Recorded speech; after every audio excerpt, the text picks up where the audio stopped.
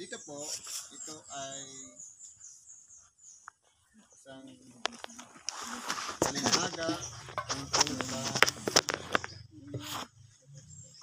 malaking hapunan.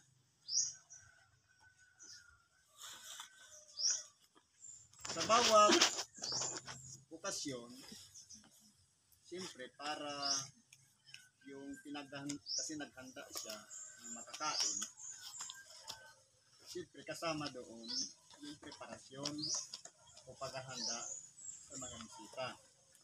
Kasi kung halimbawa, maghahanda ka ng hapunan, wala ka namang imbitado, sino kakain? Kaya, kasama po sa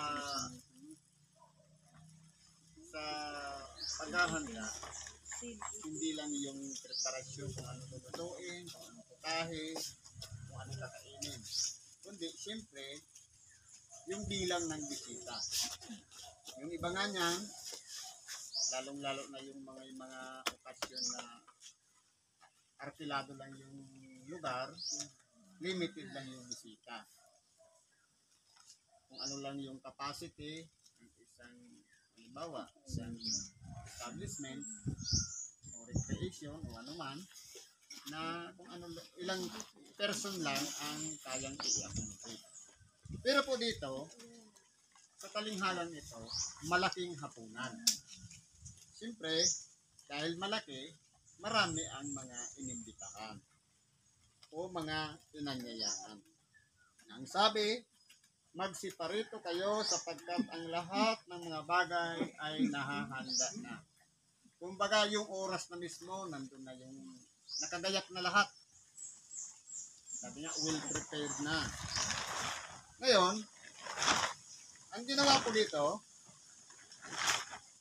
yung mga inanyayahan, merong mga alibay o kadahilanan na ang sabi ng isa,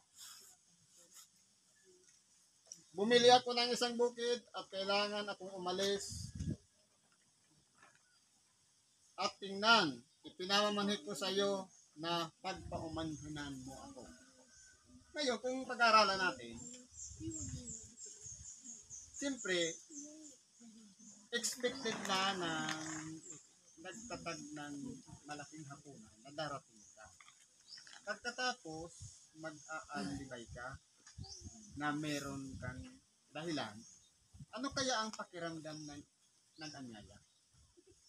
Kasi kumbaga, meron ng inhanda na doon ka uupo. Pero ito ang lumabas. Isa pa, sabi naman ng iba, bumili ako ng 5 magkatuwang na bakang lalaki at paroroon ako upang sila'y subukin.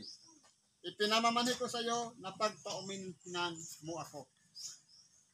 Katulad din ng isa, meron ding alibay na yung inaasahan ng nag-imbita, yung presensya, pero ipinagpalit sa kanyang mga alagang bata. Nakabibili lang. Ano pang sabi ng isa? Bago akong kasal at kaya nga hindi ako makaparoroon. Kung pag-aralan po natin, ang pinag-uusapan po dito, magandang ugnayan. Pero dahil ang tao hindi nauubusan ng dahilan, kaya ang nangyayari po, sumasama ang loob. Lalong-lalo na dito sa talinhaga, yung nag-anyaya. Paano kaya ipalagay natin sa ating sarili na dati tayo yung inanyayahan? Ngayon, tayo naman yung nag-anyaya at ganun din ang ginawa natin sa atin, ano kaya ang pakiramdam? Dahil isa ka sa expected na bisita, inaasahan, tapos ngayon magdadahilan. Katulad din po ng ginagawa natin ngayon. Itong okasyon ng Semana Santa, sa lahat ng nakakaalam na ito po ay naging nakagawian na natin ginagawa taon-taon, kasama na po tayo doon sa inanyayahan. Hindi na po kailangan doon ng papel, ng imbitasyon, na Holy Week na ngayon, sumama ka. Dahil nakatatak na po yan sa isip natin na ang Semana Santa ay kinakailangan makilahok tayo doon sa pagdiriwang o kaya yung ginagawa nating pag-alaala ng katubusan ng ating dakilang Panginoon. Ngayon, ang nag-anyaya dito, hindi yung pamunuan, hindi yung Pangulo, sangkapan man o ibanghilista, kundi ang Panginoon. Yung hapunan na kung saan masasaksihan natin na napakahalaga ng ginawang bagay ng ating dakilang Panginoon nung siya ay nandito sa ibabaw ng lupa na walang iba. Ang pinakahahangad niya ang lahat ng tao masumpungan sa kanyang sarili ang kaligtasan. Ini-offer na ng ating dakilang Panginoon. Pero ang tao, napakaraming dahilan. Sabi nga sa kasabihan, kapag gusto, maraming paraan. Kapag ayaw, sangkaterbang dahilan. Kaya po kung tingnan po natin dito, tatlo lang yung nagdahilan dito. Pero, yung damdamin ng nag-anyaya, hindi nakita. Dahil, yung tatlong yaong, nangatwira na, nagmatigas pa. Kumbaga, hindi talaga nagbago yung pag-iisip. Nanindigan sila na hindi sila makadadalo. Kaya, pagpaumanhinan mo ako. Ngayon, kung itatanong natin sa ating sarili, kung doon nga sa ordinaryong nagkaroon ng okasyon, nagdamdam na. Ngayon naman ang Panginoon na nag-imbita sa atin. Tapos, hindi natin pinagbigyan. Ano kaya ang magiging pakiramdam ng Panginoon sa atin? Napakaraming biyaya na pinagkalog sa atin, na tinanggap natin. Pero, yung pag-alaala ng kanyang sakripisyo, hindi natin napagbigyan. Ano kaya ang magiging kalooban ng ating dakilang Panginoon? Hinahanap tayo. Kung tutusin, hindi naman para sa Panginoon ang ginagawa niya, kundi sa bawat isa sa atin dahil mahal na mahal niya tayo, kaya tayo inaanyayahan. Kaya ano na lang ang naging pasya? At dumating ang alipin at isinaysay ang mga bagay na ito sa kanyang Panginoon nang magkagayoy sa galit ng puno ng sangbay ay sinabi sa kanyang mga alipin, pumaroon kang madali sa mga lansangan, sa mga daang makikipot ng bayan at dalhin mo rito ang mga dukha, ang mga pingkaw at ang mga bulag at ang mga pilay. Bakit? Yun na lang po ang inanyayahan.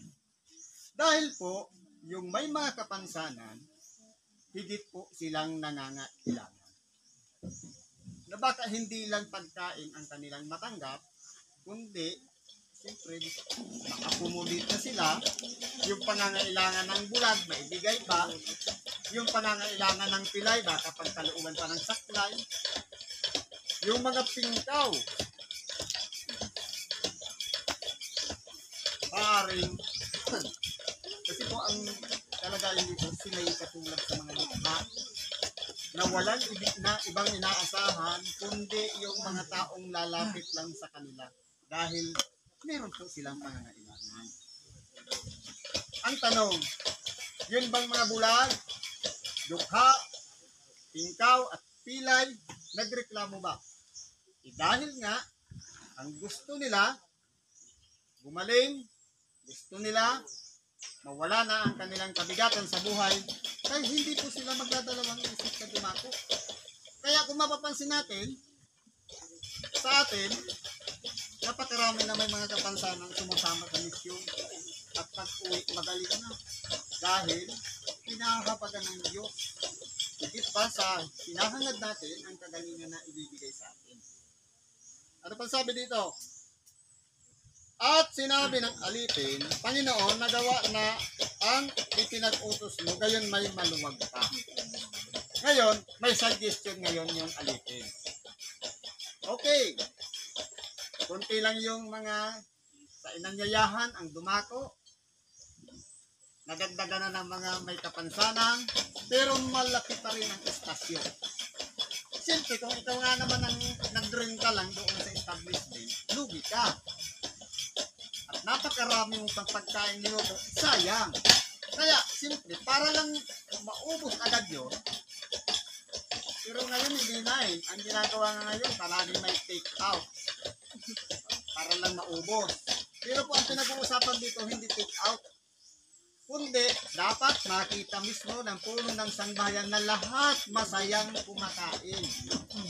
Dahil nga marami pang lamesa ang bakante, kaya ang sabi dito, at sinabi ng Panginoon sa alipin, kung maroon ka sa daan at sa mga bakuran, pilitin mo silang magsipasok upang mapuno ang aking bahay.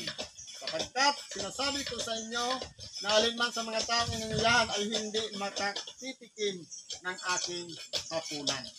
Kaya po, kung titingnan po natin dito, yung panghuling utos sa pilitan na. Ngayon po, ipalagay natin sa ating mga sarili.